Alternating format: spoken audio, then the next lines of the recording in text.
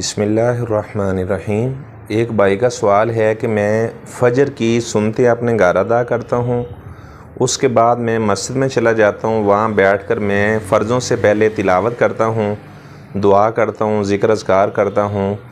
تو مجھے آپ یہ بتائیں کہ جب میں مسجد میں جاؤں گا تو کیا تحیۃ المسجد پڑھنے کے بعد میں بیٹھوں گا یا میں اسی طرح بیٹھ جاؤں گا؟ بھائین، بات یہ ہے، روایات میں موجود ہے کہ جب فجر طلوع ہو جاتی تو آپ صلی اللہ علیہ وسلم فرضوں سے پہلے صرف 2 رکعت جو سنتیں ہیں وہی ادا کیا کرتے تھے، اس کے علاوہ نوافل پڑھنا آپ صلی اللہ علیہ وسلم سے ثابت نہیں ہے۔ البتہ جو صورت آپ نے بتائی ہے اس میں ایک بہترین میں آپ کو مشورہ دیتا ہوں، جب آپ اپنے گھر میں سنتیں ادا کرتے ہیں یہ بہت اچھا عمل ہے۔ آپ صلی اللہ علیہ وسلم نے فرمایا کہ فرضی نماز کے علاوہ باقی ہر قسم کی نماز اپنے گھر میں ادا کرنا یہ زیادہ افضل ہے۔ جو سنت نماز ہے اسے گھر میں ادا کیا جائے تاکہ بچوں کو بھی شوق پیدا ہو۔ اور جو فجر کی سنتیں ہیں ان کی اتنی اہمیت ہے، آپ صلی اللہ علیہ وسلم نے سفر حضر میں کبھی اسے نہیں چھوڑا۔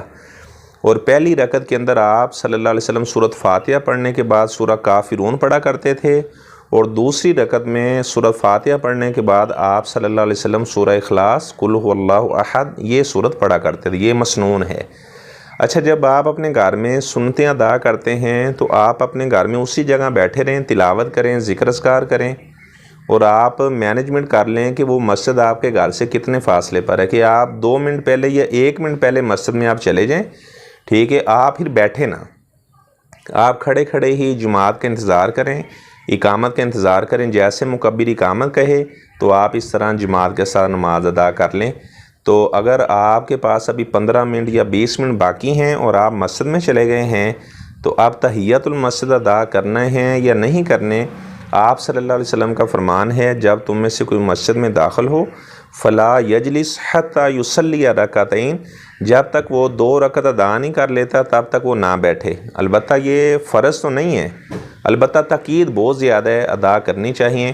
تو اس میں کچھ علماء کا کہنا ہے کہ اگر 15 منٹ یا 20 منٹ باقی ہیں تو پھر آپ تحیۃ المسجد، جو آدمی گھر میں سنتیں ادا کر کے آیا ہے تو وہ پھر تحیۃ المسجد ادا کرے، اس کے بعد وہ بیٹھ جائے۔